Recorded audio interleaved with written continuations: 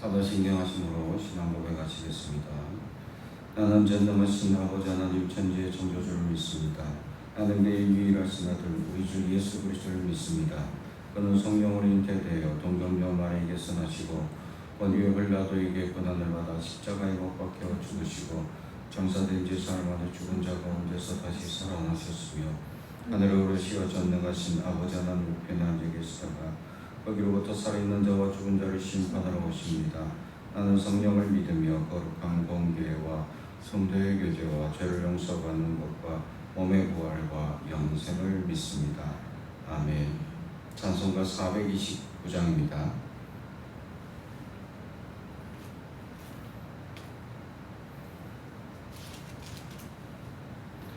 찬송가 429장.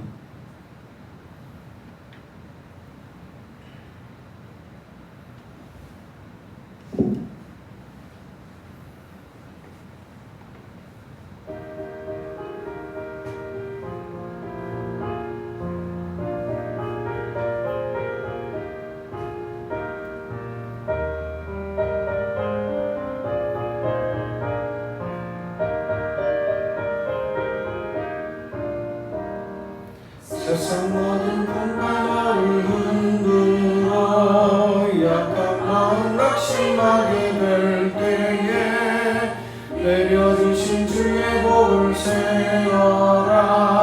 주의 크신 복을 내가 알리라. 받은 복을 세워보아라.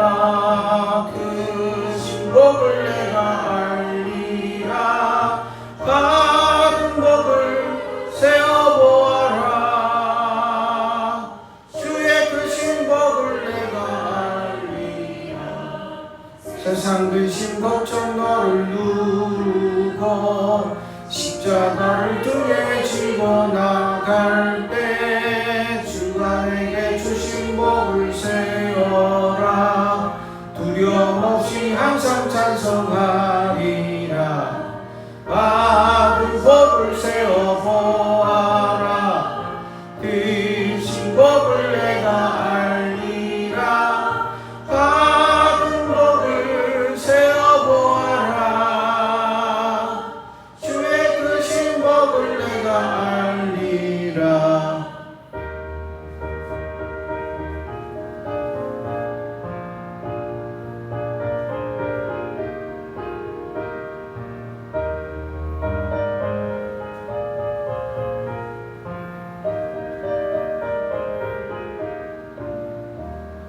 세상 권세 너의 앞길 막을 때 주만 믿고 낙심하지 말아라.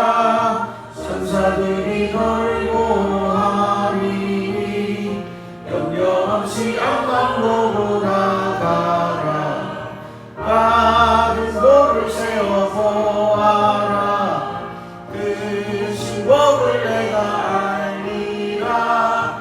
받은 복을 세어보아라. 주의 크신 복을 내가 알리라.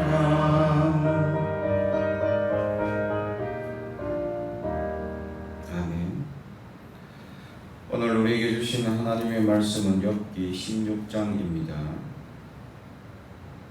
욥기 16장 1절부터 마지막까지 말씀을 저와 여러분이 한 절씩 교독하겠습니다. 하나님의 말씀을 경청해 주시기 바랍니다. 욥이 대답하여 이르되 이런 말은 내가 많이 들었나니 너희는 다 재난을 주는 위로자들이로구나. 헛된 말이여 주의 끝이 있으랴. 내가 무엇에 자극을 받아 이같이 대답하는가. 나도 너희처럼 말할 수 있나니 가령 너희 마음이 내 마음자리에 있다 하자 나도 그럴듯한 말로 너희를 치며 너희를 향하여 머리를 흔들 수 있느니라. 그래도 입으로 너희를 강하게 하며 입술의 위로로 너희의 근심을 풀었으리라. 내가 말하여도 내 근심이 풀리지 아니하고 잠잠하여도 내 아픔이 줄어들지 아니하리라. 이제 주께서 나를 피로하게 하시고 나의 온 집안을 피망하게 하셨나이다. 주께서 나를 시들게 하셨으니 이는 나를 향하여 증거를 삼으심이라. 나의 화려한 모습이 일어나서 대면하여 내 앞에서 증언하리이다. 그는 진노하사 나를 짚고 적대시하시며 나를 향하여 이를 갈고 원수가 되어 날카로운 소리로 나를 부시고 우리들은 나를 향하여 입을 크게 벌리며 나를 모욕하여 밤을 치며 함께 모여 나를 대적하는구나. 하나님이 나를 악인에게 넘기시며 행악자의 손에 던지셨구나. 내가 평안하다니 그가 나를 꺾으시며 내 목을 잡아 나를 부서뜨리시며 나를 세워 간역을 삼으시고 그의 화살들이 사방에서 날아와 사정없이 나를 쏘므로 그는 내 콩팥들을 깨뚫고 그는 내 쓸개가 땅에 흘러나오게 하시는구나. 그러나 나를 치고 다시 치며 용사같이 내게 달려드시니 내가 굵은 배를 깨매어 내 피부에 덮고 내 뿔을 티끌에 들여 폈구나. 내 얼굴은 울음으로 붉었고 내 눈꺼풀은 죽음의 그늘이구나. 그러나 내 손에는 후학이 없고 나의 기도는 정결하니라. 땅이 내 피를 가리지 말라. 나의 부르짖음이 쉴 자리를 잡지 못하게 하라. 지금 나의 증인이 하늘에 계시고 나의 중보자가 높은 데에 계시니라. 나의 친구는 나를 조롱하고 내 눈은 하나님을 향하여 눈물을 흘리니 사람과 하나님 사이에와 인자와 그 이웃 사이에 중재하시기를 원하노니 수년이 지나면 나는 돌아오지 못할 길로 갈 것임이니라. 아멘. 오늘도 하나님의 크신 은혜가 넘치길 주님의 이름으로 축복합니다. 15장에서 있었던 엘리바스의 강력한 비난의 글, 욥의 부정하는 그 부정을 듣고 이 인과응보가 아니다, 이거는 특수한 역사이고 하나님의 계획일 것이다 라는 얘기를 듣고 엘리바스는 이제 거의 분노를 하고 자기 말이 통하지 않는 것에 대해서 화를 내면서 아주 이제 강력하게 비난에 가까운 이 이야기를 욥에게 두 번째로 쏟아붓게 되죠. 처음에는 굉장히 세 친구 중에서 온순한 사람이었죠. 그런데 가면 갈수록 이제 두 번째에서는 너무 강력하고 직설적으로 비난하는 그런 말이 시작되고 있었다라는 말씀입니다. 그러다가 이제 그것에 대해서 욥이 오늘 말씀으로 대답하여 시작합니다.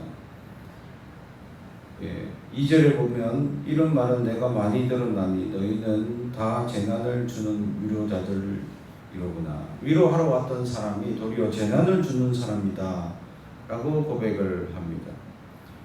위로하러 온 사람들이 도리어 힘들게 하고 어렵게 하고 재난을 주고 도리어 고민을 하게 주는 사람, 이 친구 또 위로자의 입장은 위로하고 격려하고 세우는 사람이 되어야 되는데 도리어 비난하고 도리어 이 아주 비참한 이 말을 또 저주까지 하게 되는 그런 역사로 도리어 지금 실제로 육신적으로 비참함을 당하고 정신적으로 비참함을 당하는 욥의 상태에 있는 그에게 도리어 비난의 글을 던지고 있는 그들은 진정한 위로자가 아니고 도리어 재난을 주는 사람들이다 라고 고백하고 시작하고 있습니다.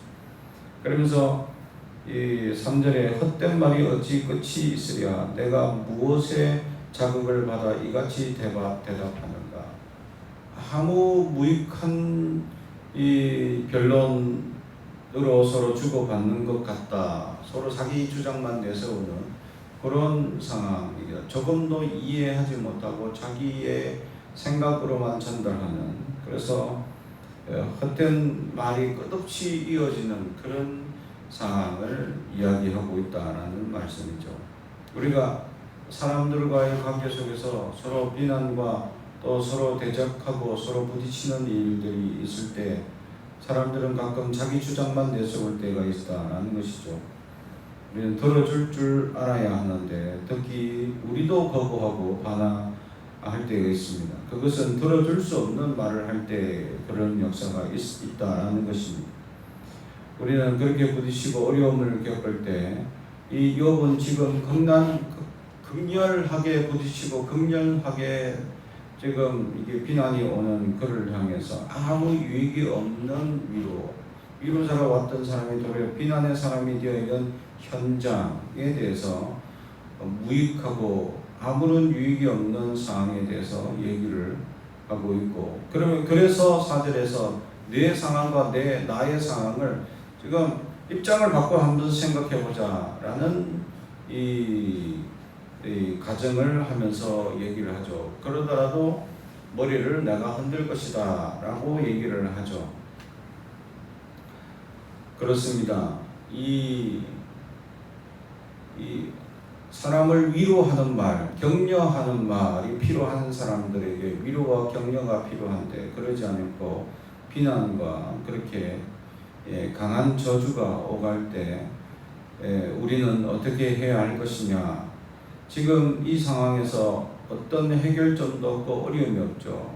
상대방의 입장에 있어서 생각할 수 있는 여유가 있느냐? 지금 그렇지도 않다라는 것이죠.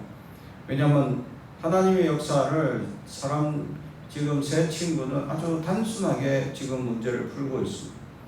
지금의 일어나고 있는 일들은 하나님의 심판이고, 심판은 주로 악인에게만 주어짐이라고 생각하고 그 악인은 바로 너다.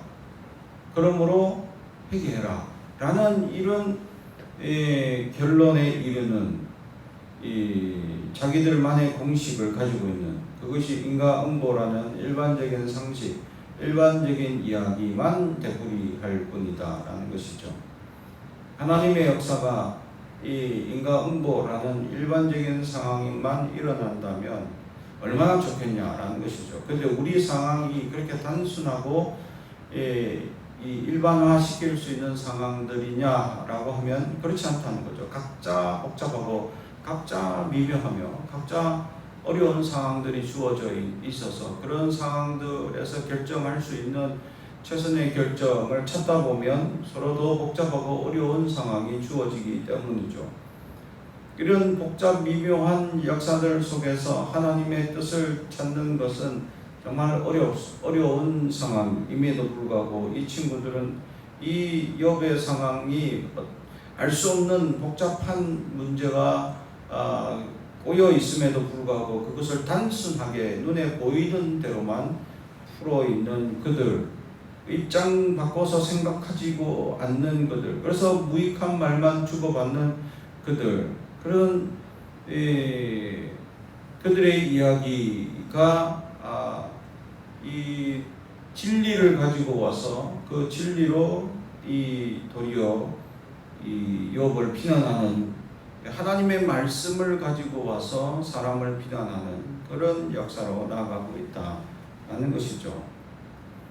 그러면서 이 욥은 정말 억울한 상황에 하나님께 위로를 바라고 하나님이 근심을 풀어주기를 원한다라고 5절로 말씀하죠. 그러면서 6절에서도 내가 말하여도 내 근심이 풀리지 아니하고 잠잠하여도 아픔이 줄어들지 않으리라. 말을 해도 더 힘들어지고 잠잠해도 아프고 이런 말을 안 할 수도 없고 해도 힘든 이런 어려운 상황 속에서 7절 이제 주께서 나를 피로하게 하시고 나의 온 집안을 패망하게 하셨나이다. 이 모든 원인을 주는 자가 누구냐? 바로 주님이시다, 하나님이시다 라고 욥은 분명한 근거가 하나님이다라는 것을 이야기하고 있죠. 이 신앙은 일반적인 이 신앙으로 고백할 수 있는 상황이 아닙니다. 이 욥이 얼마나 대단하고 훌륭한 신앙이냐라는 것을 보여주는 단면이기도 합니다. 왜냐하면 자기가 고난이 오고 문제가 오는 것에 대해서 1차적으로는 말하자면 이 인과응보를 돌아보아야 하고, 두 번째는 왜냐하면 내 원인이 나에게 있는지를 먼저 찾아봐야 하고, 두 번째는 사탄이 주는 시험이 있을 수도 있기 때문이죠. 템테이션이 주어질 수도 있기 때문이고, 세 번째는 하나님의 테스트이기 때문일 수도 있기 때문이죠. 이 복잡한 역사들 속에 여러분, 이 문제는 하나님이시다, 하나님의 근거이시고 원인은 하나님이시다라는 사실을 분명히 알고 고백하고 있는 사실입니다. 자기의 모든 이런 상황을 전개하신 분은 하나님이시기 때문이다라고 고백하는 것이죠.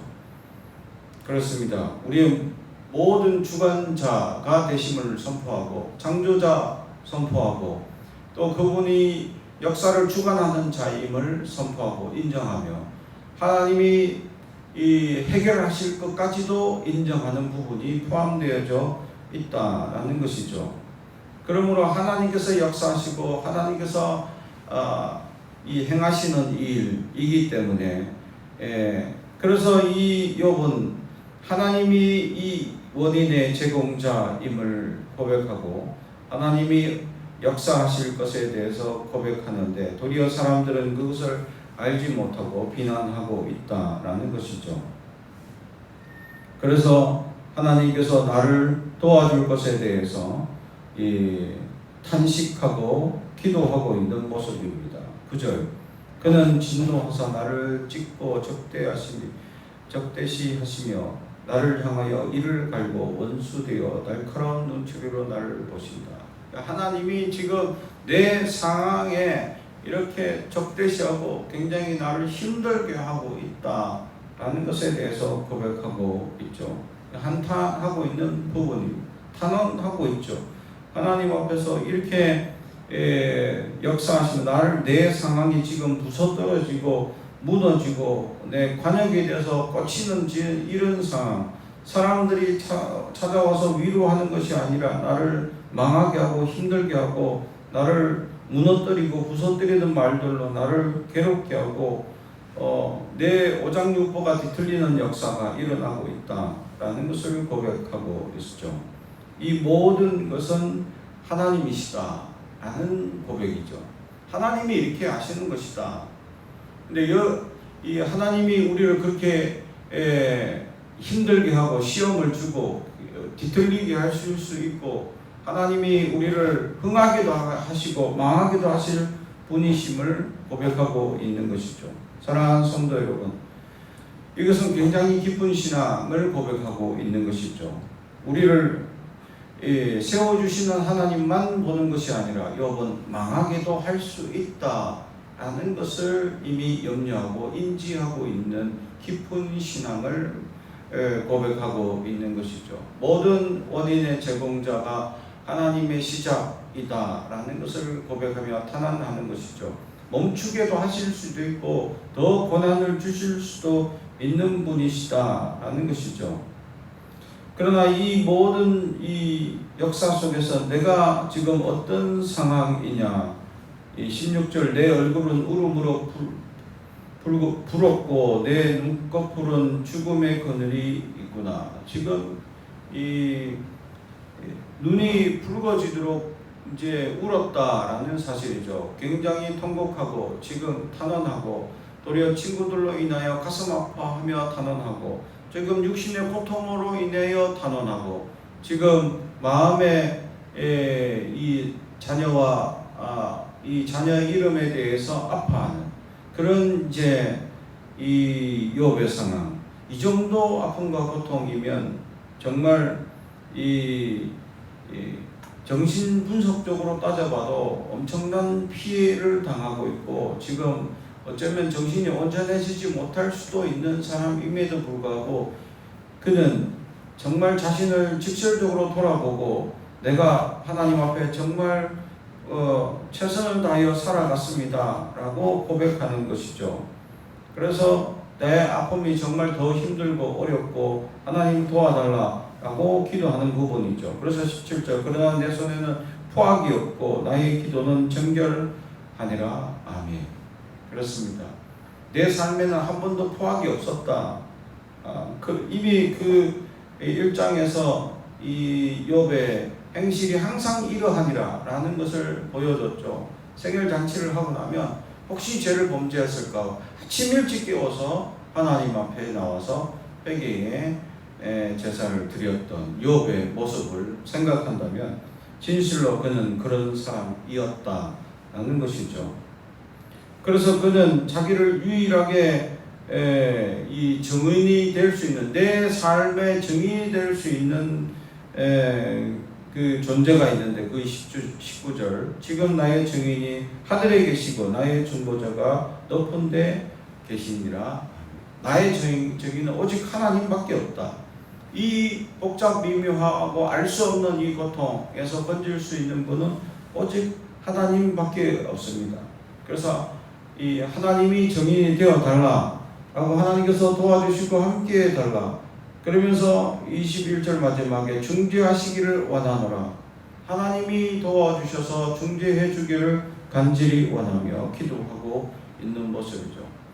정말 이 모든 원인은 하나님, 우리에게 고통을 주시는 분도 하나님, 해결하실 분도 하나님, 하나님의 역사하시는 하나님의 역사가 없다면 아무것도 해결되지 않는 삶임을 우리에게 보여주고 있다라는 것입니다.